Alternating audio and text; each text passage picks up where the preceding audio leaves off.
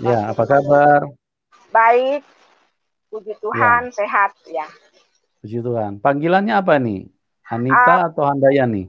Biasa dipanggil waktu kecil dipanggil Nini, setelah besar dipanggil Nita. Oh ya, baik Ibu Nita. Ya, ya puji Tuhan. Terima kasih ya. Ada juga dari Padang namanya Yusnita Tanjung. Ibu Yusnita mungkin Ibu kenal juga ya. Bagaimana banyak sekali ya orang-orang Padang yang kental dengan nuansa-nuansa keagamaan, bahkan terbilang orang-orang yang fanatik. Tapi seperti yang saya bilang, Tuhan Yesus adalah kuasa di atas segalanya. Kalau dia berkehendak, kalau dia menyatakan kuasanya, maka tidak ada orang yang bisa melampaui atau melewati kehendak dan kebesarannya. Ya, orang-orang yang dilawat Tuhan itu pasti akan bertobat, meninggalkan kehidupan lamanya dan percaya kepada Tuhan Yesus. Nah, pada malam hari ini Ibu bisa ceritakan kesaksian kepada kami semua supaya Baik, itu bisa memberkati, dimulai dari latar belakang dulu. Silakan baik. Ibu Anita. Terima kasih Pak Pastor Yusuf Manugulu. Shalom buat pemirsa yang hadir pada hari ini. Perkenalkan, nama saya Anita Handayani. Latar belakang saya dari keluarga Minangkabau, dari suku Guci, ibu saya, dan suku Sikumbang, bapak saya. Saya anak kedua dari ibu saya. Uh, saya sekolah SD itu dulu di kampung di Sumatera Barat, di daerah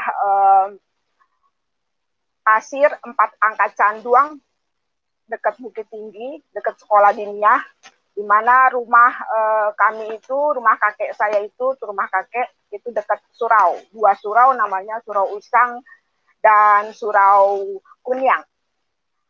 Saya adalah cucu kedua dari Buya Malik Ahmad.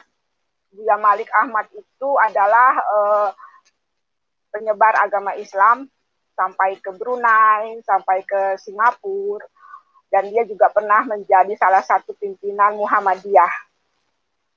Uh, saya tinggal dulu waktu kecil di komplek IAIN Sarif Hidayatullah. Saya tinggal sama mama karena mama dan papa sudah bercerai pada saat saya masih kecil. Masih disusui oleh mama, saya sudah tidak punya bapak dan ibu utuh lagi. Mama menikah lagi, saya punya saudara 4 orang dari mama dan dari papa 2 orang. Nah, kenapa saya SD saya di SMP Islam Al Azhar yang ada di Blok M, yang ada di Sisingamangaraja, dekat Al Azhar itu, dekat Masjid Al Azhar. Sementara SMA saya di SMA Muhammadiyah 2 Yogyakarta, yang sekarang berada di Jalan Kapas. Lalu saya kuliah di Institut Pertanian Bogor, jurusan agribisnis, Fakultas Pertanian, Institut Pertanian Bogor. Pada waktu kecil, saya ingat-ingat tuh kecil itu udah umur 7 tahun ya, udah umur 7 tahun. Sebelum 7 tahun saya tidak begitu ingat. Nah, umur 7 tahun itu saya dibawa mamah ke kampung untuk disekolahkan di kampung agar saya bisa belajar ngaji. Karena juga mama saya ingin menikah kembali, makanya saya dipisah dulu. Nah, pada saat saya latar belakangnya sudah selesai ya. Ini saya sekarang akan membahas tentang latar belakang. Pertama, kedua, peralihan menjadi Kristen. Ketiga, titik balik. 4, tantangan setelah terima Tuhan Yesus. Kelima adalah mujizat-mujizat yang saya temui. Nah, latar belakang saya itu, saya jadi latar belakang dari Muslim, dan saya 2 kali jadi murtadin tahun 2001, 1 Januari, dan tahun 2019, 28 Agustus saya murtadin masuk Kristen.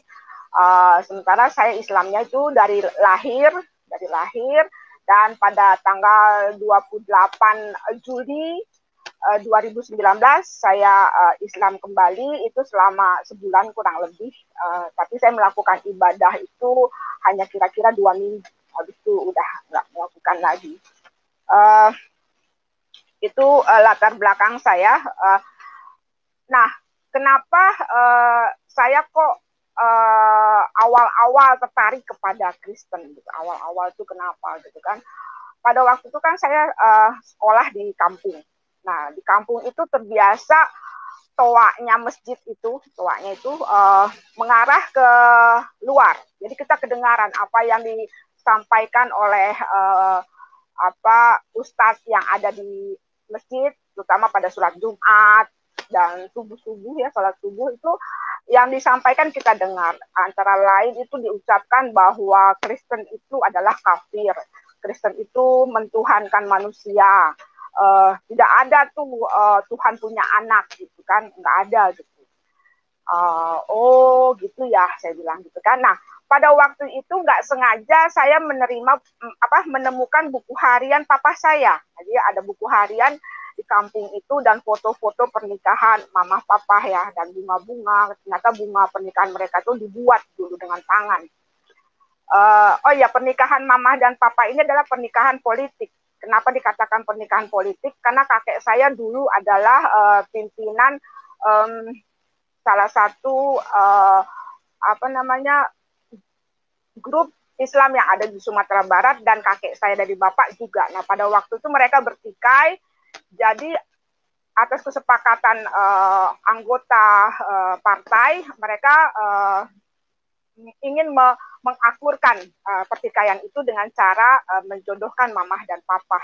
Jadi pernikahan politik, makanya pernikahan mama tidak panjang karena dua-duanya belum siap. Papa belum bekerja, mama juga belum. Nah, pada itu saya ketemu buku harian papa ya. Saya kaget. Kenapa di luar itu di masjid suka menjelekkan tentang Kristen, mama juga suka melarang saya. Anita jangan, aku panggilnya Nini waktu kecil, Nini jangan lihat acara-acara Kristen, nggak boleh, haram. Oh, haram ya, nggak boleh ya, Ma. Iya, nggak boleh. Tapi kenapa sekarang aku ketemu buku harian papa ya, yang ada pohon Natal, ada lilin Natal. Kenapa papa suka banget menggambar dengan tangan lilin Natal di buku hariannya itu? Saya heran gitu. Ini kenapa gitu, Mak? Saya mulai tertarik gitu kan. Saya setahun belajar ngaji di kampung. Kebetulan juga saudara saya itu adalah yang punya diniyah di situ. Jadi kami di kampung itu keluarga cukup ya, berkecukupan gitu. Lalu pada kelas 2 saya kembali ke Jakarta. Saya sekolah di Pejompongan, ikut mama karena mama masih belum siap untuk menerima saya karena mereka masih baru menikah. Lalu setelah saya kelas 3 baru saya ikut mama tinggal di mama. Saya sekolah di SD Negeri Legoso 2 yang ada di Jakarta Selatan. Nah, pada saat itulah saya sampaikan ke mama, ya nak, ada apa? Mama, nanti kalau aku sudah besar gitu, aku ingin deh mendapatkan agama itu yang cocok buat aku. Ya syukur-syukur agama itu agama Islam. Jadi aku nggak capek-capek lagi belajar, Ma. Tapi kalau nanti aku agamanya lain, izinkan aku ya, Ma. Gitu. Pada saat itu mama saya hanya diam. Tapi seterusnya saya jadi banyak disakiti. Artinya mama jadi galak banget. Galak itu artinya saya pernah waktu kelas 6, karena mama galak ya, saya kelas 6, saya ingin kembali ke kampung, ikut nenek gitu. Mama marah, saya dikejar-kejar pakai pisau. Saya mau dibunuh katanya. Daripada kamu pulang kampung, mending kamu saya bunuh aja. Gitu. Bapak saya pegangin saya, mama saya nggak jadi bunuh saya, gitu kan. Lalu pada saat saya tingkat 1, gara-gara cuci piring aja, saya males cuci piring karena pada waktu itu tingkat 1 saya tidak naik tingkat, jadi saya RCD. Tadinya saya angkatan 16, lalu saya RCD, karena tadinya cita-cita saya bukan masuk Institut Pertanian Bogor, tapi saya ingin menjadi dokter gigi. Jauh-jauh saya sekolah ke Jogja, pengen jadi dokter gigi, kenapa akhirnya ke IPB, Bogor gitu. Pada waktu itu ya, saya pikir seperti itu. Jadi saya tidak serius dengan kuliah saya gitu kan. Akhirnya saya RCD tidak naik gitu. Saya kaget, biasa juara keras, sekarang nggak naik gitu kan, waduh gitu kan. Nah pada saat itu entah kenapa saya jadi pemalas, artinya pemalas itu cuci piring itu malas gitu. Orang saya pulang buat ngademin pikiran, disuruh cuci piring gitu kan. Tapi tiba-tiba mama marahnya besar banget. Ini kan udah terbiasa kan mama marah besar. Lalu saya diusir. 3 tahun apa 4 tahun? Iya, 3 tahun. 3 tahun menjelang saya mau KKN, mama datang ke saya. Jadi saya diusir. Jadi selama 3 tahun saya tidak pulang karena diusir. Jadi saya hidup itu dari beasiswa. Namanya beasiswa Super Semar. Nah, kalau beasiswa Super Semar itu semua orang bisa, asalkan dia mempunyai keterangan tidak mampu. Lalu nanti harus membayar kembali setelah dia lulus gitu.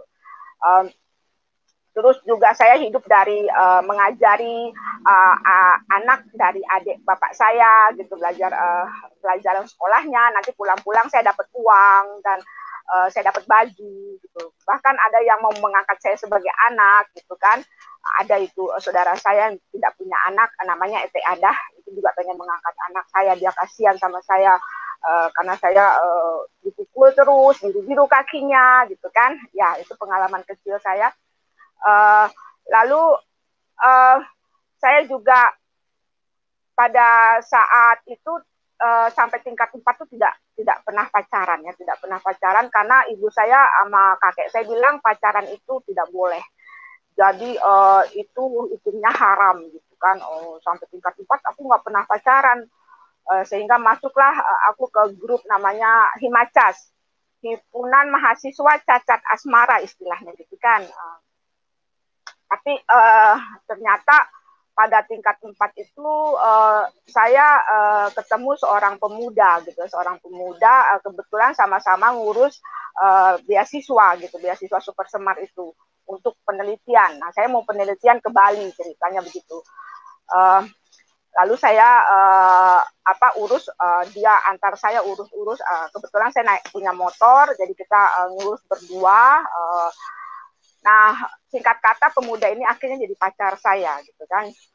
Karena saya titip motor ke dia, otomatis saya selalu tanya dong tentang keadaan motor saya setelah saya penelitian di Bali selama pada waktu itu 1 bulan kalau nggak salah saya di Bali gitu. Pada tahun 1983 itu kalau nggak salah saya di Bali. Nah, akhirnya menjadi pacar. Itu pun jadi pacar juga prosesnya aneh gitu. Artinya aneh tuh begini. Kan saya pikir, apa kalau orang mau jadi pacar itu harus ciuman ya, gitu kan. Harus ciuman. Kalau nggak ciuman nggak punya pacar ya, gitu kan. Nah, aku tuh pada saat itu diajak ke bioskop oleh namanya Dang Yudi ya, Dang Yudi. Nah, diajak ke bioskop, aku mau dicium. Tapi ternyata pacaran kami terlampau over sehingga saya hamil duluan. Jadi kita menikah itu setelah saya lulus. Setelah saya lulus, saya terjatuh dari motor saya. Nah, pada saat itulah saya sepertinya hamil gitu kan. Hubungan kami tidak sehat. Itu saya sudah bekerja di Universitas Nasional ya pada saat itu. Nah, makanya karena tidak kudus, saya pikir karena tidak kudus pernikahan saya, makanya kami bercerai akhirnya dari suami yang pertama gitu kan. Dari suami yang pertama saya bercerai, itu pun bercerainya aneh gitu. Artinya aneh apa? Saya itu digerebek di sebuah hotel dengan seorang pria.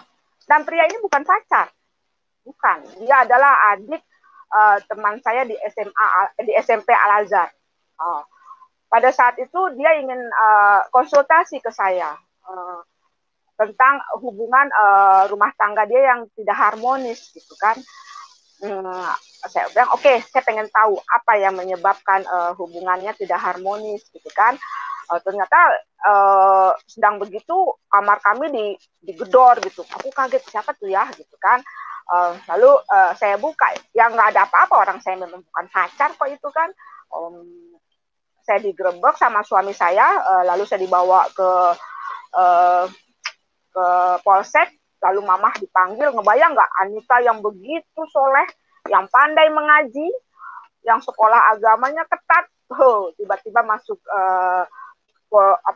polisi sektor dengan tuduhan selingkuh. Aduh, aku bilang waduh, God, kacau ini. Padahal enggak, itu bukan pacar saya gitu ya. Oke, mama datang, mama tebus saya sehingga saya tidak ditahan oleh polisi, walaupun polisi nakut-nakutin, Anita mau ditahan. Ditahan, aku pegawai IPB loh gitu kan. Pada itu saya udah pegawai IPB, jadi di awal saya pegawai Universitas Nasional, lalu kemudian saya pegawai IPB. Pegawai IPB itu saya tahun 1994, pegawai di Nasional, Universitas Nasional itu saya mulai tahun 19, saya lulus 84, 85 kalau nggak salah saya masuk Universitas Nasional. Saya jadi dosen di sana, dosen Fakultas Pertanian di sana, dan juga Fakultas Biologi saya mengajar praktikum kimia. Sementara di Fakultas Pertanian saya mengajar pengantar ekonomi pertanian dan sosiologi pedesaan praktikumnya. Karena kenapa saya memegang praktikum? Karena saya S1 bukan S2. Waktu itu S1 masih boleh mengajar tapi praktikum. Lalu saya pada waktu di kantor polisi itu saya kan udah berkenalan nih. Jadi saya bekerja di IPB itu jalurnya bukan dosen karena IPK saya tidak cukup. Sementara tadinya saya backgroundnya adalah dosen waktu di Universitas Nasional gitu kan. IPK saya tidak cukup, saya masuk IPB, lalu saya pikir pekerjaan tenaga usaha itu gampang banget ya gitu kan, sebentar selesai oleh saya. Nah akhirnya saya bilang saya harus menemukan suatu pekerjaan yang saya tertantang gitu. Lalu saya masuk ke pekerjaan IT. Jadi saya di Fakultas Pertanian, saya masuk Fakultas Pertanian pada waktu itu, saya masuk sebagai administrator lokal area network. Karena pada waktu itu kenapa saya terpilih, karena memang pegawai negeri belum pada pinter IT gitu. Nah kebetulan dilihatnya Anita pada saat itu mempunyai potensial untuk terus belajar. Jadi saya dikhususkan oleh pimpinan yang ada di IPB gitu ya, saya dikhususkan sehingga akhirnya saya pinter membuat website begitu. Nah pada saat itu tentu saya banyak chatting gitu kan, itu terbiasa. Nah pada saat chatting itulah saya berkenalan dengan namanya Mas Yudi Damanik gitu ya. Dia orang Batak, dia orang Kristen begitu ya. Ini saya masih belum cerai ya dari suami pertama. Saya kenalan dengan dia.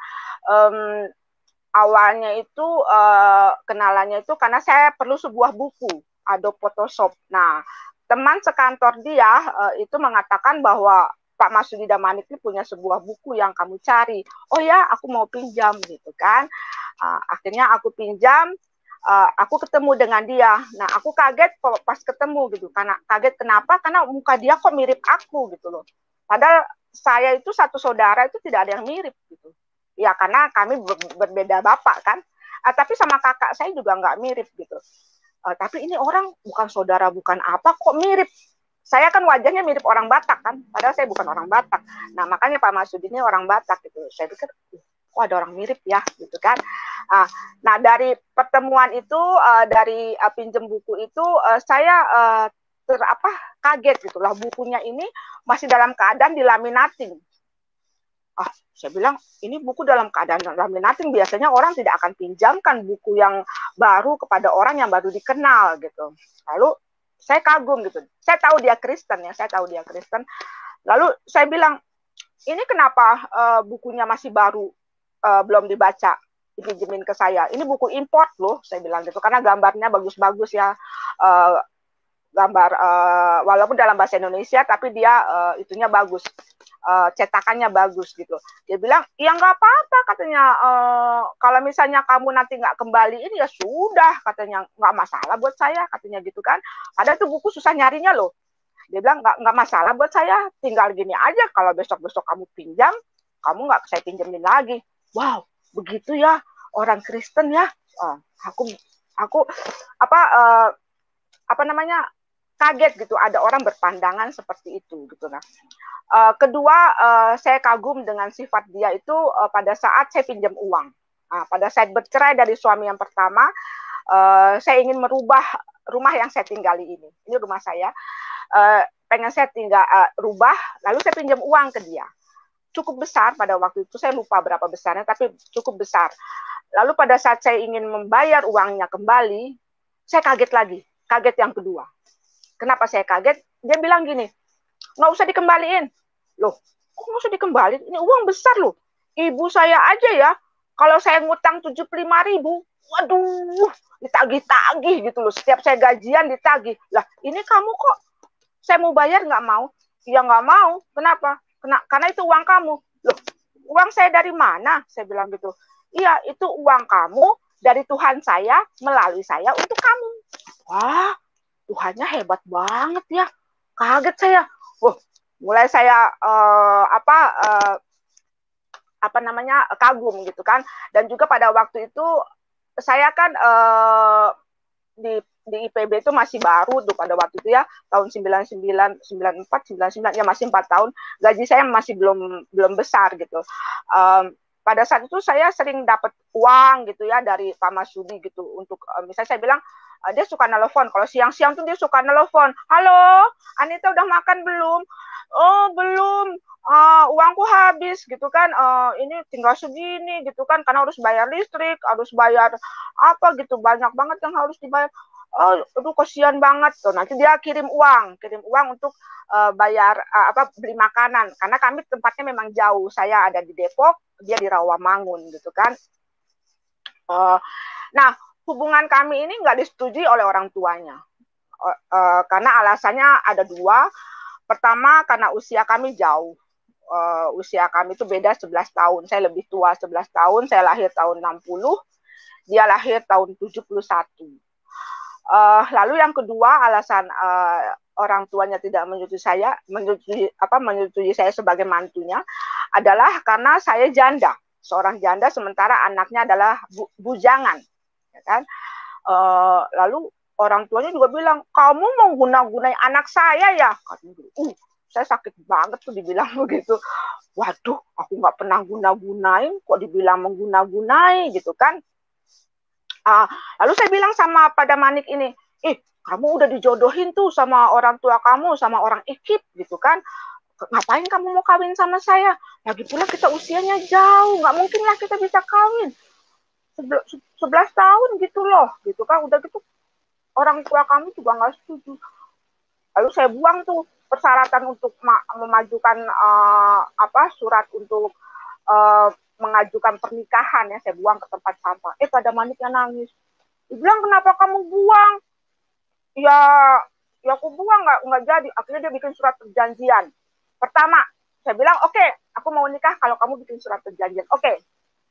Surat perjanjiannya pertama, akan senantiasa sayang sama Anita. Tidak akan menyakiti dia. Yang kedua, tidak akan merokok. Yang ketiga, tidak akan selingkuh, karena dia tahu usia kita, karena kita tahu usia kita jauh ya, rawan gitu kan. Keempat, tidak akan menceraikan Anita. Ada 5 kalau nggak salah, satu lagi apa ya, lupa saya. Yang saya ingat itu, yang satu, dia tidak akan menyakiti saya, dan tidak memukul, karena suami saya yang pertama kalau marah suka mukul gitu ya. Yang kedua, dia tidak akan merokok. Yang ketiga, dia tidak akan selingkuh, tidak akan menceraikan saya gitu kan, dia tetap akan setia. Akhirnya saya terima gitu. Lalu ibu saya ngeledek, Anita, itu apa manfaatnya surat perjanjian itu? Tapi ada materinya, Mas. Iya, tapi apa manfaatnya? Emangnya berguna? Kalau nanti kamu bercerai itu surat pernyataan, ya tapi minimal dia sudah menyatakan sungguh-sungguh mah. Artinya kan jarang-jarang laki-laki mau berhenti merokok gitu loh mah, gitu kan. Wow, gitu. Dia bilang nggak akan selingkuh dan tidak akan kawin, tidak akan menceraikan saya, gitu kan. Dan pikiran saya pada saat itu juga di Kristen tidak ada perceraian, gitu. Dia selalu bilang ke saya, di Kristen tidak ada perceraian, dia bilang tuh. Sementara saya trauma dengan perceraian kan, trauma karena saya dulu tidak suka bercerai. Saya tetap mempertahankan pernikahan saya yang pertama karena saya pikir bercerai itu tidak enak gitu. Jadi anak broken home itu tidak enak karena kita tidak punya ibu bapak gitu. Lalu saya akhirnya menikah ya, mau itu pun saya juga nggak tahu. Ada keluarganya dari Pak Damanik ini datang, 2 orang yang dia akunya sebagai opung gitu. Tetapi ternyata kakak dia tidak kenal dengan orang itu. Saya kan nggak tahu kalau keluarganya tidak kenal.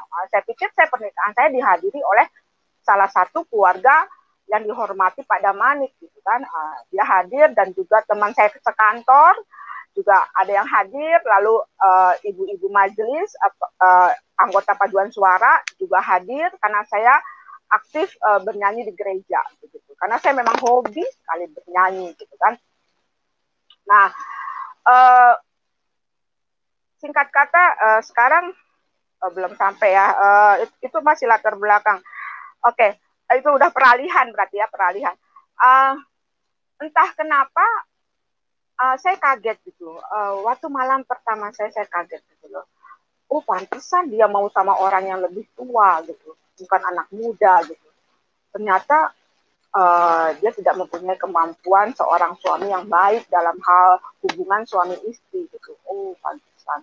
Ya sudah, saya terima karena saya sudah puas dengan kehidupan hubungan suami istri yang pertama. Saya nggak masalah. Yang penting kata saya, kamu terima saya apa adanya, kamu bawa saya bersama Tuhan Yesus, tapi saya belum percaya penuh nih dengan Tuhan Yesus gitu kan. Saya cuma masuk Kristen karena pernikahan, ya jujur karena pernikahan. Jadi pada waktu itu Mama pernah datang ke rumah saya di sini di Depok ini. Dia datang membawa 2 orang pendeta, saya lupa namanya, 2 orang pendeta yang masuk Islam gitu ya. Datang ke sini maksudnya Mama itu untuk mengembalikan saya ke Islam gitu kan. Lalu kedua orang itu suruh saya membuka, ayo Anita buka Alkitab. Ih, nggak mau. Kenapa nggak mau? Iya nggak mau. Ini rumah saya berhak untuk dibilang tidak mau. Oh, kaget kan mereka kan? Saya nggak nurut. Lalu Mama bilang, oh jadi Anita masuk Kristen bukan karena percaya Yesus ya? Bukan. Lalu kenapa? Karena ingin kawin sama pemuda itu. Oh, lalu Mama saya tanya lagi, kalau misalnya pemuda itu beragama Konghucu bagaimana? Ya udah ikut Konghucu, nggak masalah. Berarti sudah selesai kita Bapak, kita pulang saja, kata Mama. Jadi percuma aja Bapak kesini juga. Anita bukan karena Alkitab, bukan karena Tuhan Yesus masuk Kristen, tapi karena manusianya. Nah, inilah kesalahan awal saya.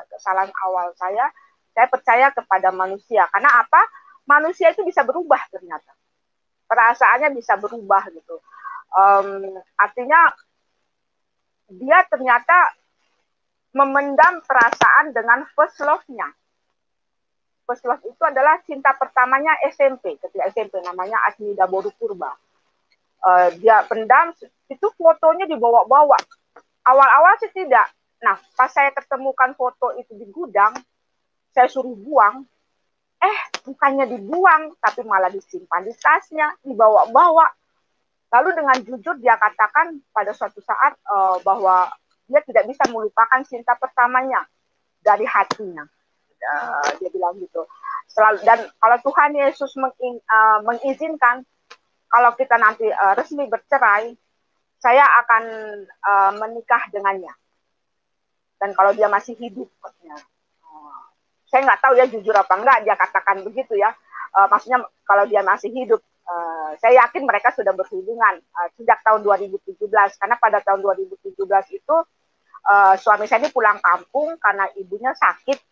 Ibunya sakit, harus dirawat cukup lama, 2 minggu. Nah, pulang dari kampung itu aneh gitu. Kan 2 minggu lebih tidak ketemu saya.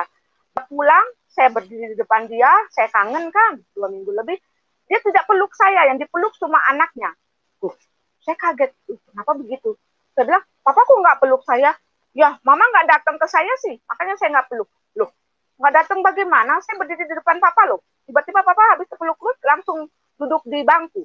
Nah, saya menganggap pada saat itulah orang tuanya mencuci otaknya. Karena orang tuanya orang Batak biasa lah ya. Pengen punya mantu orang Batak lagi gitu kan. Dan dia kan nggak setuju dengan saya. Karena saya lebih tua dari anaknya. Bahkan ibunya pernah bilang, katanya anak saya itu senang sama kamu karena kamu mirip saya. Kenapa anak saya nggak kawin sama saya aja ya?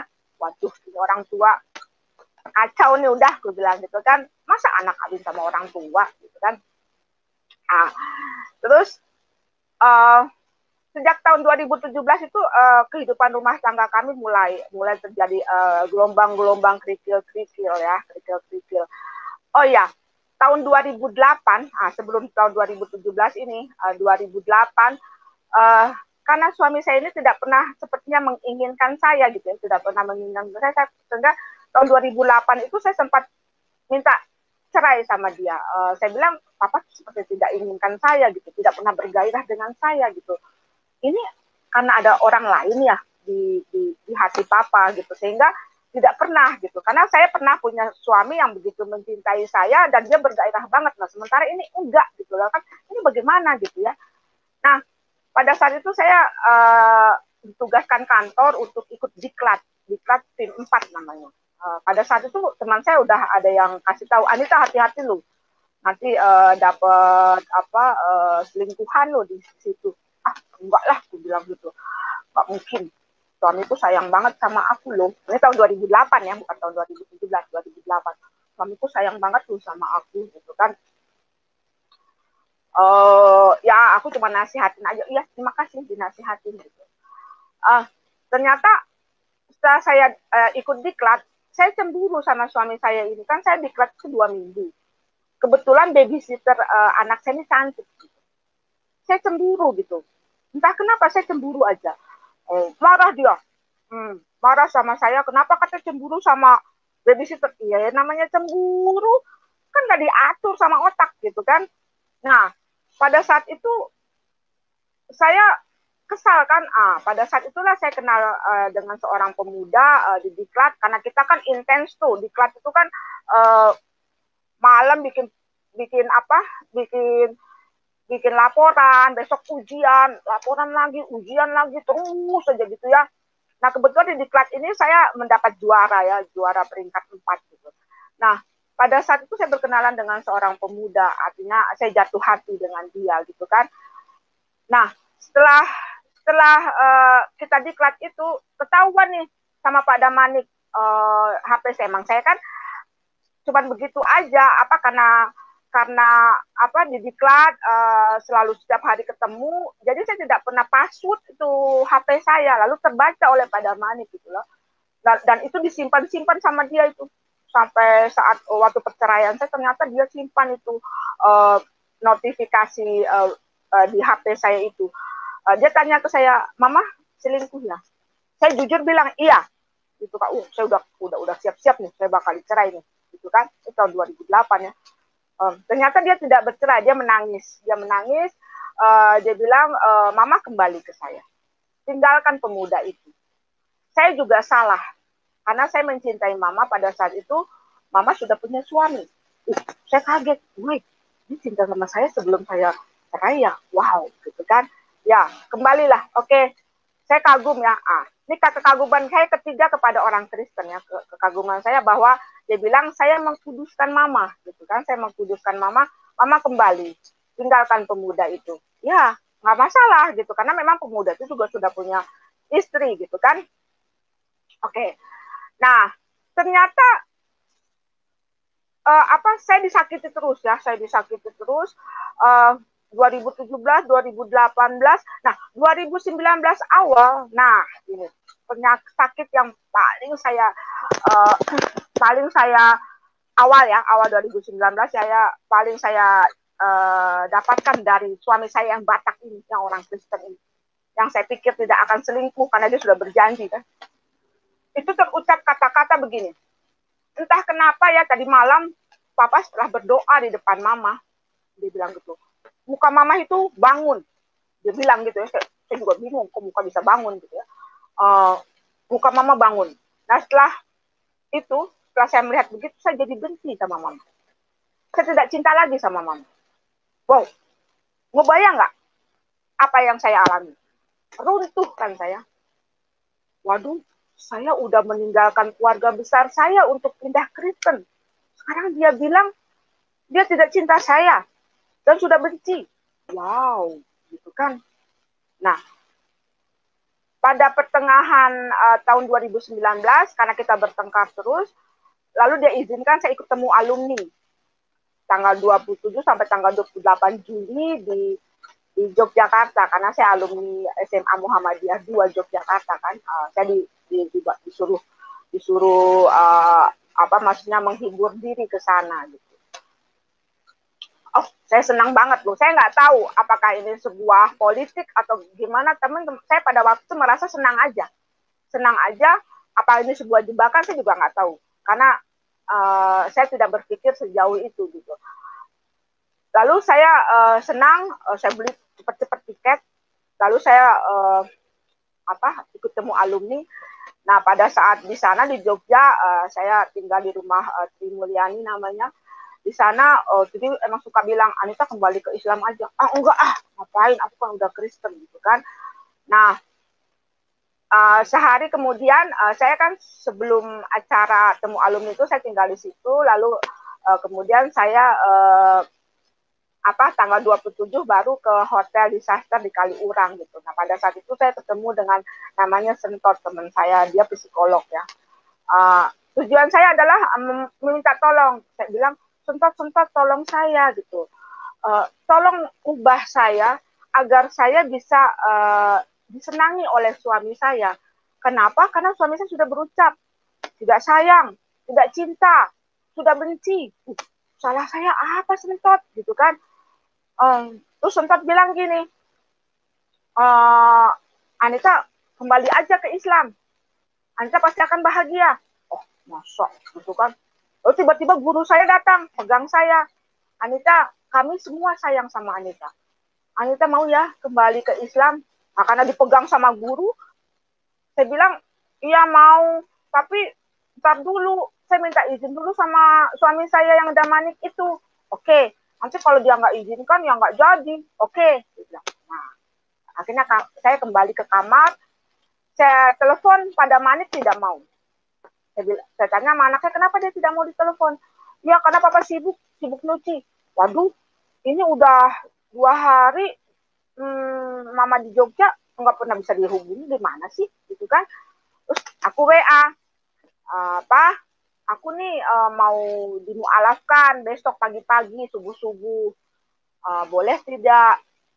Karena kalau papa boleh pasti ini urusannya akan banyak, ke KTP berubah, kakak berubah, data maksudnya. Saya pikirnya cuma data aja, nggak pikiran yang lain. Saya nggak tahu akibatnya apa, yang lain saya nggak tahu. Lalu suami saya ngomong begini, terserah mama, itu urusan mama dengan Tuhan mama. Loh, kaget saya. Kagetnya, loh berarti selama ini Tuhan kita nggak sama ya? Padahal kita udah sama-sama Kristen. Terus saya tanya lagi sama anak saya inginnya ada yang melarang gitu loh. Jangan, gitu. Pengen ada yang ngomong begitu, tapi itu nggak saya dapatkan. Lalu saya tanya lagi sama anak saya, Ruth, mama mau dimualafkan nih besok nih, boleh nggak nak? Gitu kan. Saya berharap anak saya melarang, jangan dong ma, kayak gitu. Ternyata enggak. Anak saya malah bilang gini, ya saya sama dengan yang papa pikirkan. Terserah mama, itu urusan mama dengan Tuhan mama. Waduh, wah muncul rasa marah saya. Saya bilang gini, oke, terserah saya. Jadi jangan marah ya apa yang saya dapatkan. Saya pilih, saya mau dimualafkan. saya akan kirim videonya dan saya akan kirim fotonya. Dia nggak jawab. Waduh, nggak jawab. Nah, udah saya tidur. Besok pagi-pagi teman saya gedor saya untuk saya mandi. Jadi saya mandi besar gitu. Saya mandi besar karena saya mau dimualafkan di ruang masjid hotel itu gitu. Akhirnya saya dimualafkan, dihadiri oleh teman-teman di situ. Nah, oleh sentotnya dimualafkan, ternyata dia seorang ustadz ya, ternyata saya juga baru tahu. Aku pikir hanya psikolog gitu. Saya salah konsultasi sebenarnya itu ya, tapi nggak apa-apa. Inilah perjalanan hidup ya. Lalu saya dimualafkan. Nah, setelah saya dimualafkan tuh ada teman saya berbisik. Dia seorang sarjana hukum ya. Ini kan udah pada tua-tua nih kita semua. Udah 40 tahun. Ini adalah pertemuan yang ke-40 dari saat kita sekolah waktu SMA. Dia bisik, Anita, kamu tahu nggak apa akibat kamu jadi mualaf? Ya, cuman data lah. Ya bukan. Lalu apa lagi? Nanti Anita kalau pulang itu tidak boleh lagi tidur sama suaminya. Loh, kenapa? Ya karena udah haram. Hah? Haram? Waduh, kok nggak bilang-bilang gitu. Kalau bilang dari kemarin, saya nggak bakal mau dimualafkan. Saya kan nggak mau cerai. Ya ampun, ini gimana sih teman-teman gitu kan. Nggak kasih tahu dulu akibatnya apa gitu. Saya pikir cuma data doang gitu. Nah, udah gitu entah kenapa teman saya terus cecer ya, teman yang lain mencecer. Itu kan subuh ya. Nah, maghribnya saya dibawa ke masjid, namanya masjid apa tuh, saya catat namanya, takut lupa. Jogo mana ya, nama masjidnya itu, bentar. Itu masjid yang terkenal manajemennya bagus. Itu namanya masjid mana sih namanya tuh, aduh, Jogo Karian itu namanya masjidnya itu. Saya dibawa ke situ. Nah, di situ saya mendapat surat mualaf saya di situ. Nah, itu pada waktu itu kebetulan masih puasa. Jadi kita sholat tarawih. Nah, sehabis sholat tarawih saya dimualafkan. Itu ada videonya, video yang di hotel juga ada, video yang di masjid juga ada, foto-foto juga ada. Pada saat itu saya dimualafkan, saya tanda tangan gitu kan, tapi tidak dikasih tanggal gitu. Ya udah. Nah, pada saat saya sholat yang pertama di rumah teman saya itu, saya kan diajak sholat terus ya, sholat bersama gitu sama teman saya namanya Sri Mulyani itu. Nah, pada saat saya sedang sujud itu saya berpikir, kok saya sekarang jadi muslim ya? Padahal saya nggak suka nih dengan cara sholat ini. Ini mengarah kemana ini? Kan mengarah ke Ka'bah. Lalu Ka'bah itu isinya apa? Itu kan berhala ya, gitu. Saya berpikir saya seperti itu. Kenapa ya saya melakukan ibadah seperti ini, menyembah seperti ini? Nah, pada saat saya pulang, saya melihat suatu keganjilan gitu. Sri Mulyani ini kan berjilbab. Tapi dia yang-yangan sama temen sealumni gitu. Lalu saya marah, kamu suap-suapan dengan bukan suami kamu, bilang gitu. Wow. Saya belum tentu mau masuk Islam beneran loh kalau kayak gini. Artinya orang berjilbab, saya pikir muslim tuh akan jauh dari hal-hal yang negatif. Ternyata tidak ya, gitu kan. Nah, terus ya Anita ya terserah Anita, ya terserah saya kan, saya belum ke RT, belum ke kelurahan ganti data, ini kan baru di Jogja, saya tinggal bukan di Jogja loh, gitu ya. Nah, pada saat saya mau naik kereta, saya pulangnya saya diantar tuh sama ketua alumni ya, sama teman-teman gitu kan, dipesanin, Anita jangan kontak-kontak lagi ya sama orang Kristen, pasti nanti orang Kristen akan nggak boleh tuh Anita kembali ke Islam gitu. Oh iya, gitu, tenang aja. Nah, ternyata yang ngontak saya ini dosen gitu, dosen IPB, dan itu orang yang saya hormati karena setiap kita naik pangkat, saya kan pernah jadi KPI juga dulu di IPB, pernah juga jadi kepala seksi juga. Nah, ibu inilah yang suka menyaring kami gitu, menyaring kami ini layak nggak untuk jadi pemimpin. Gitu. Dia ya yang psikotes apa menguji kita gitu ya. Saya pokoknya hormat banget sama guru, sama dia gitu. Dia bilang, Anita, kenapa selama ini nggak pernah curhat sama kami gitu? Kenapa tiba-tiba IPB heboh nih? Anita pindah jadi Islam gitu. Ada apa? Pokoknya Anita harus ketemu saya. Oke Bu, saya bilang nanti saya sampai di Depok, nanti saya akan ke Bogor gitu kan. Nah, selama perjalanan saya naik kereta api itu air mata saya keluar terus ya, itu tanpa dikehendaki ya, keluar aja terus. Saya seperti orang bingung gitu. Wow, saya seperti orang bingung. Nah, sampai di rumah suami saya sama anak saya langsung tidak menyambut saya, dia ada di pojok, di dekat komputer, di dekat kamar anak saya. Dia bilang kenapa ada di situ gitu. Iya, Mama sekarang sudah bukan istri saya lagi. Loh, kok bukan istri Papa lagi? Iya, Mama sudah melanggar janji suci kita. Kan katanya terserah saya pilih. Nah, sekarang saya udah pilih, kok dimarahi? Lalu dibilang bukan istri, bagaimana? Itu data kan belum saya urus apa-apa. Saya bisa kembali lagi kok jadi Kristen. Wah, suami saya bilang, nggak bisa. Kamu nggak bisa jadi Kristen lagi. Kenapa? Karena kamu akan melukai sebanyak itu teman-teman kamu yang ada di Jogja itu. Ya, masa bodoh amat. Yang penting saya selamat, keluarga saya. Ya nggak bisa. Nggak bisa ya. Terus saya sholat di rumah, ngaji gitu kan. Lalu setelah sehari saya di rumah, saya pergi ke IPB. Nah, di IPB itu ketemu dengan dua orang, sama-sama orang Kristen. Ini orang yang dihormati di sana. Saya juga kan dulu aktif di perkumpulan Kristen. Nah, di sana ditarik lagi saya bahwa jalan keselamatan tuh hanya jalan Yesus gitu. Saya cuma ngomong gitu aja ya.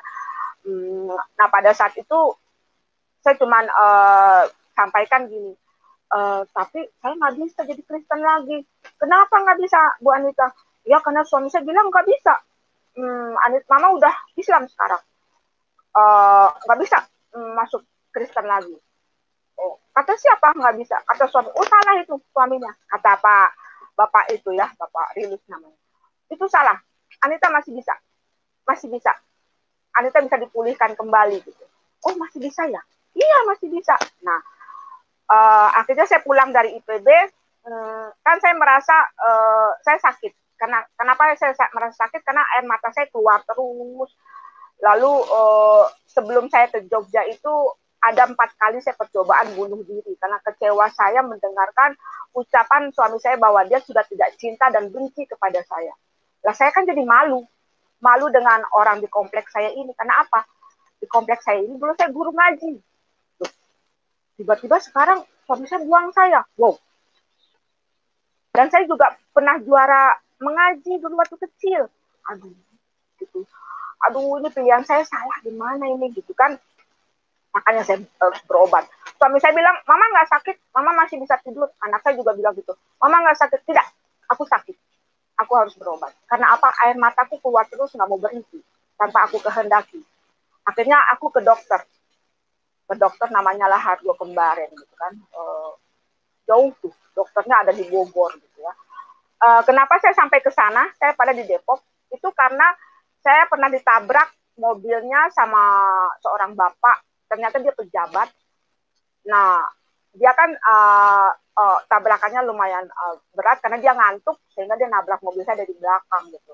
Nah, pada waktu dia ketemu saya, dia melihat saya berobat di psikiater di Depok ini tidak kelihatan kemajuan yang signifikan gitu.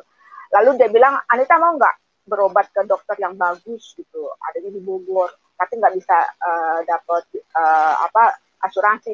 Iya nggak apa-apa, yang penting aku mau sembuh. Oke. Ketemui dokter ini di Rumah Sakit Marzuki Mahdi. Oke.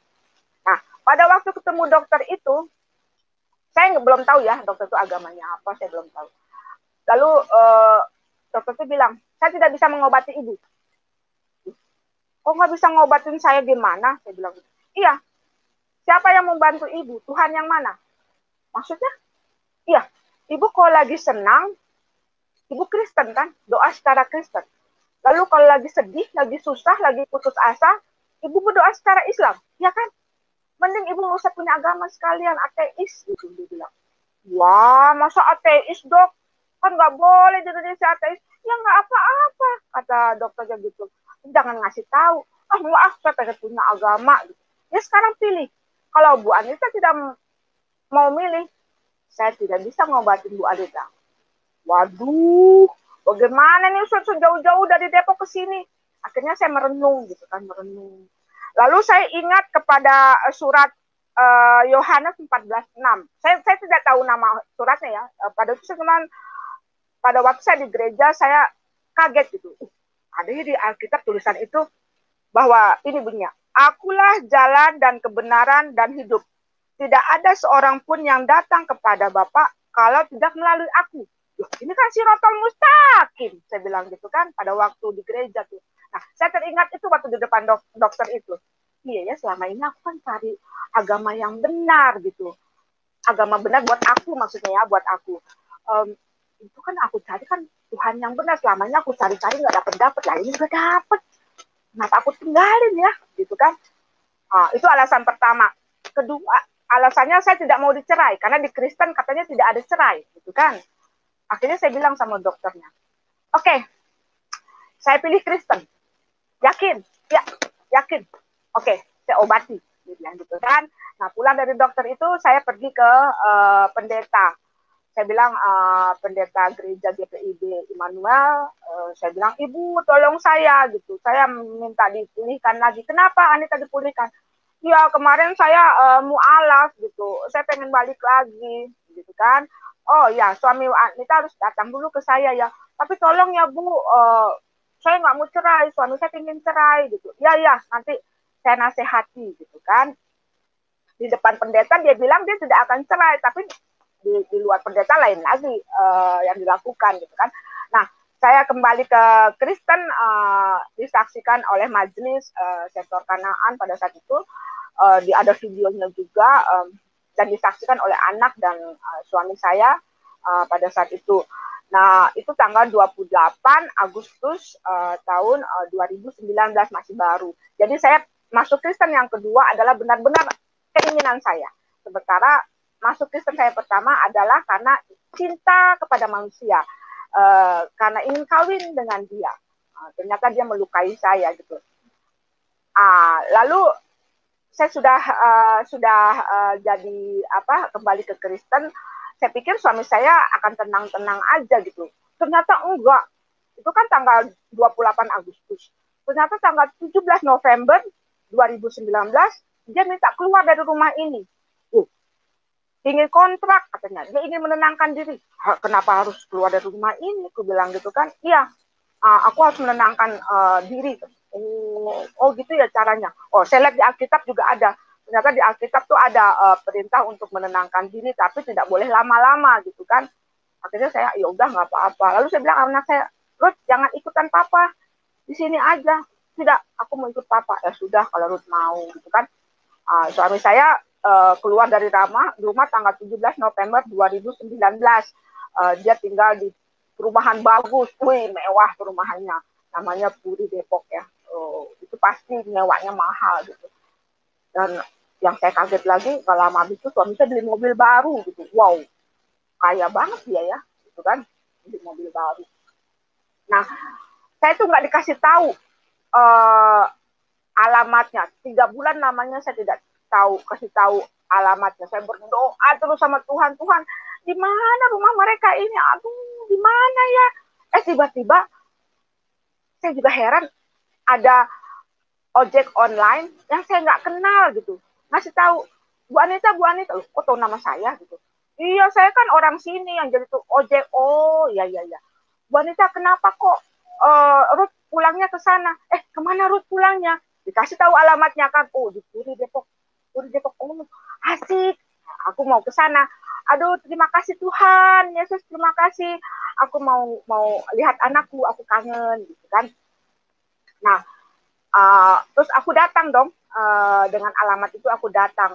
Tapi apa coba, anakku sepertinya gak suka aku datang, dia lari tuh. kenapa anakku lari gitu kan. Lalu saya ajak suami saya balik, papa kan ini belum cukup lama ya menenangkan diri, sekarang waktunya pulang gitu. Enggak, saya mau di sini aja. Saya tidak akan kembali ke rumah itu. Wah, katanya cuma sebentar. Loh, ini kok tidak akan kembali? Ya udah, aku mau ikut papa deh. Papa mau kemana? Nggak bisa. Aku tidak mau lagi sama mama.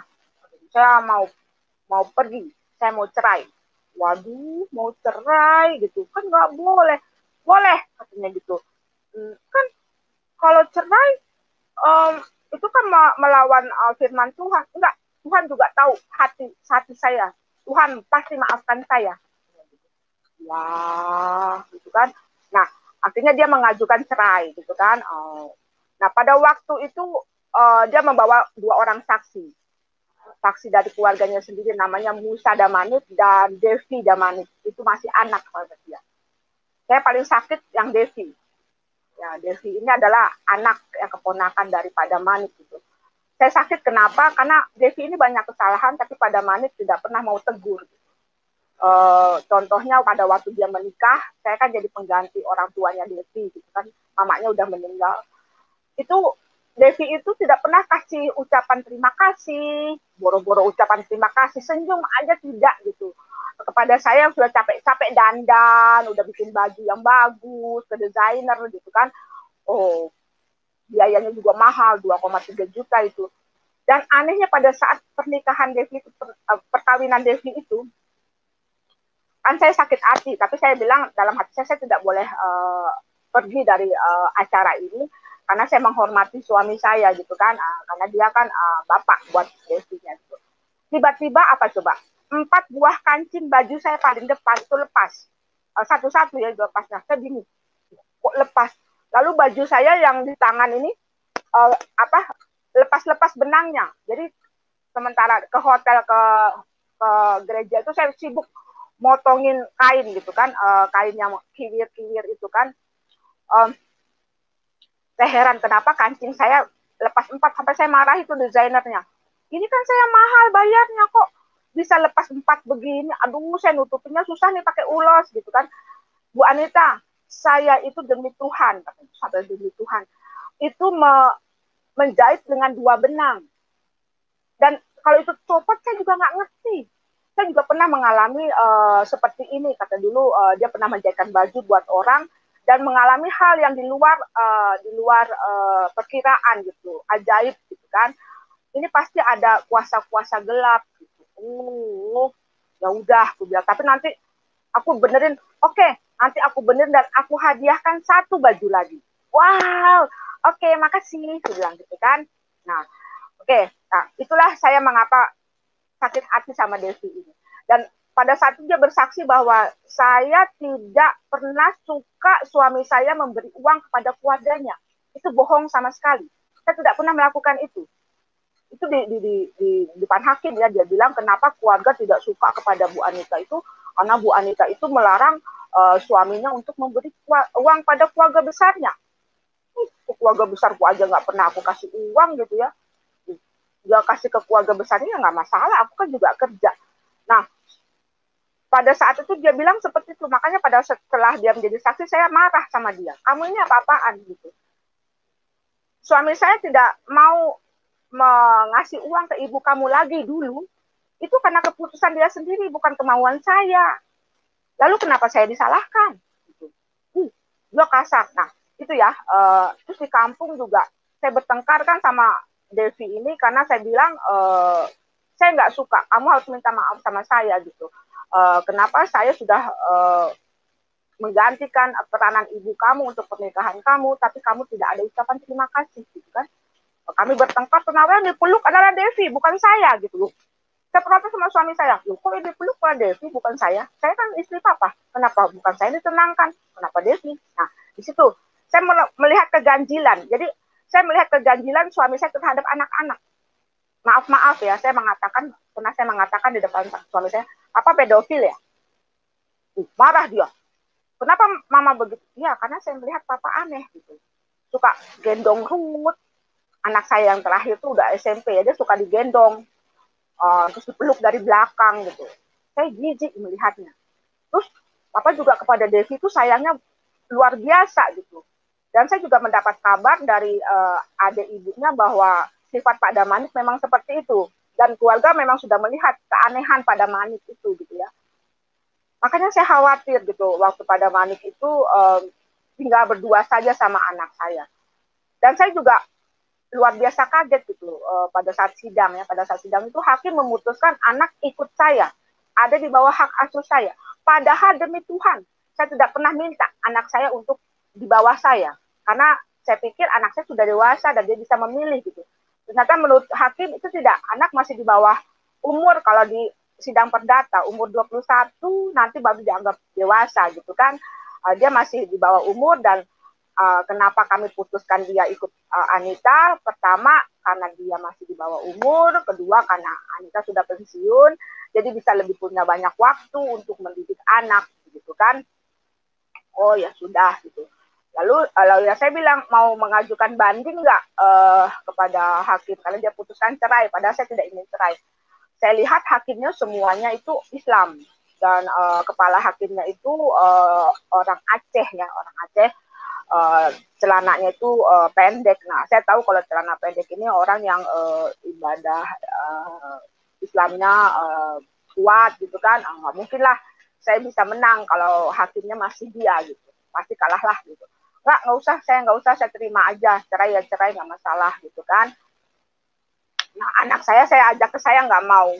Ya anak saya mungkin sudah menikmati kedekatan dengan bapaknya gitu kan, menikmati dalam tanda petik ya, saya mengartikan dalam tanda petik karena memang buat saya menjijikkan ya, artinya gini, contohnya pada saat saya ingin hubungan suami istri dengan suami saya gitu ya, saya ajak hubungan suami istri, dia menolak, dia bilang gini, enggak, nanti kalau kita melakukan hubungan suami istri, kita terus datang, bagaimana?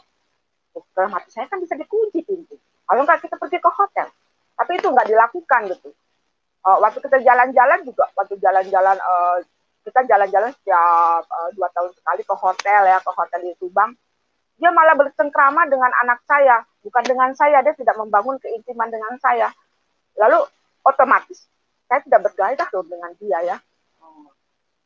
Dan ternyata kami berhubungan juga dia nggak bisa berdiri gitu kan. Wow, itu padahal di hotel ya. Lalu saya bilang, papa ini apa-apaan? Papa dekat sama Ruth, saya ada di belakang jalan, papa nggak peduli, gitu kan? Di situ saya merasa, wah ini sepertinya rumah saya, tangga saya akan berakhir, gitu kan? Pada waktu jalan-jalan. Nah, diputuskan cerai itu tanggal 3 Desember 2020. Ajaibnya, Januari 2021, suami saya sudah menikah resmi dengan Asmida Boru Purba yang first love-nya itu, yang ada di foto itu. Dan sebelum keputusan cerai, dia sudah mengadakan upacara-upacara di kampung. Sudah perkenalan antara pihak perempuan dan pihak laki-laki, padahal belum putus loh. Dia sudah melakukan itu, kan? Sehingga pada bulan Januari dia menikah itu di gereja, hebatnya ya gereja itu, gereja Kristen, namanya Bunda Hati Maria yang ada di Curug itu.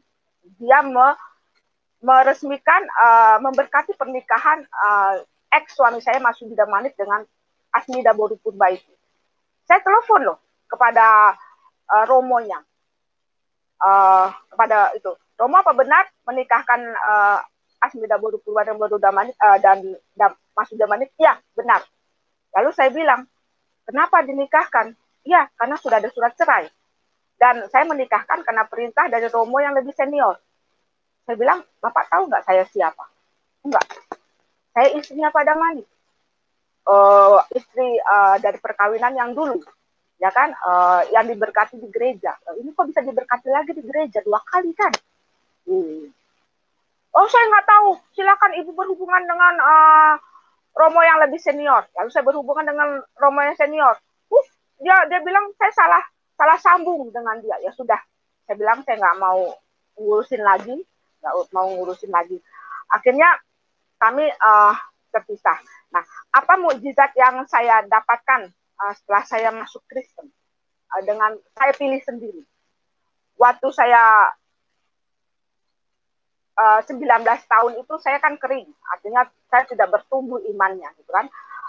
Setelah saya Agustus 2019 saya masuk Kristen, saya bertumbuh imannya. Kenapa saya katakan bertumbuh imannya? Karena saya jadi rajin membaca Alkitab. Saya jadi tahu bahwa cerita yang di Al-Quran sama di Alkitab beda. Padahal kan Al-Quran harusnya kan percaya kepada kitab Injil, ini kenapa beda ya? Contohnya tentang cerita Yusuf gitu kan, yang dia bertemu dengan ibunya, sementara di Alkitab dikatakan ibunya sebenarnya sudah meninggal gitu kan. Nah, itu saya sering membaca Alkitab, saya mendengarkan lagu-lagu pujian, dan ajaib saya sekarang jadi penyanyi loh, penyanyi lagu pujian, dan orang senang mendengarnya. Padahal saya pikir suara saya jelek, tapi orang bilang suara saya bagus.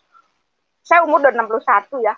Dibilang suara saya itu seperti masih 40 tahun. Wow, itu karunia Tuhan. Lalu karunia Tuhan yang kedua, tadinya waktu saya masih jadi istrinya Pak Damani, badan saya itu udah seperti nenek-nenek. Nenek-nenek artinya saya keriput. Di tangan saya ini keriput. Sekarang enggak. Saya bilang, kok bisa hilang ya keriputnya? Gitu. Kok bisa hilang gitu. Lalu saya sehat. Artinya pada waktu saya masih jadi istrinya Pak Damani, setiap jam 3 pagi menjelang subuh, saya selalu sakit kaki saya. Kaki saya itu selalu sakit. Jadi kram yang amat sangat sakitnya gitu. Jadi saya selalu takut tuh kalau jam 3 pagi. Nah sekarang hilang. Tidak ada lagi. Saya mau pakai selimut kek, tidak pakai selimut kek, saya hilang. Lalu satu lagi, karunia mukjizat yang saya dapatkan. Tadinya saya pikir dengan uang pensiun saya tidak akan cukup. Tidak akan cukup untuk hidup karena harus bayar internet, apa gitu. Ternyata cukup. Saya bisa beli kasih perpuluhan ke gereja, lalu bisa kursus piano, kursus melukis, itu kan mahal-mahal. Lalu saya juga bisa memberi orang yang tidak punya uang. Jadi saya suka kasih, misalnya saya dapat sembako, saya kasih ke orang yang tidak mampu, karena saya kan nggak pernah masak. Lalu ada orang yang datang ke rumah, dia bercerita dengan keluarganya, saya bilang saya punya baru gajian, mau nggak saya beri uang? Iya mau, ya, saya kasih. Saya heran gitu, setelah saya rajin perpuluhan itu mujizatnya. Uang saya tuh cukup aja. Saya bingung, oh ternyata kehidupan itu bukan 1 kali 1 atau 1 kali 2 sama dengan 2 ya. Ternyata bukan itu, bukan matematik gitu. Mungkin karena saya selalu berdoa, selalu jadi berkat-berkat. Ada berkat lagi yang luar biasa saya dapatkan. Tanaman saya di luar itu subur-subur. Yang ajaib itu ada satu tanaman yang ajaib. Tanaman suplir gajah. Itu tidak bisa loh tumbuh di daerah Depok. Harusnya di daerah Bogor, karena dia harus daerah dingin. Tetapi di rumah saya dia tumbuh subur. Nah, saya merasa Tuhan sedang berbicara kepada saya, oke Anita, boleh kamu ditinggalkan suami kamu, boleh kamu ditinggalkan anak kamu, tapi kamu berharga untuk saya. Ini, saya berikan, kamu kan suka tanaman, saya berikan tanaman yang subur, saya kasih kamu tanaman yang indah.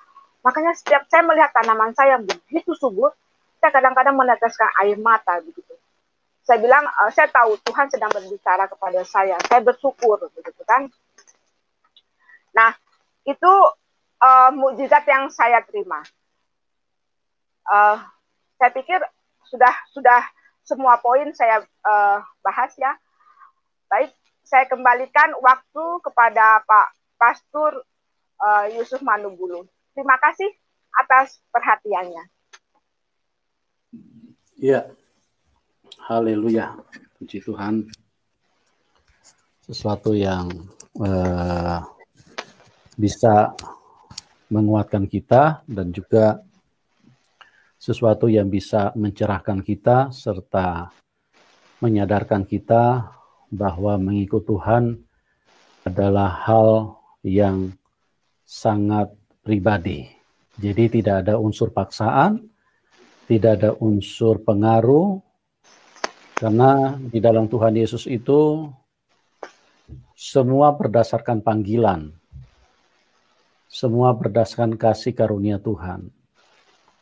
Jadi kalau Tuhan memberikan kasih karunia kepada seseorang, sekalipun berlatar belakang yang bertentangan atau bertolak belakang dengan iman kepada Tuhan Yesus, itu akan menjadi terkalahkan dengan sendirinya.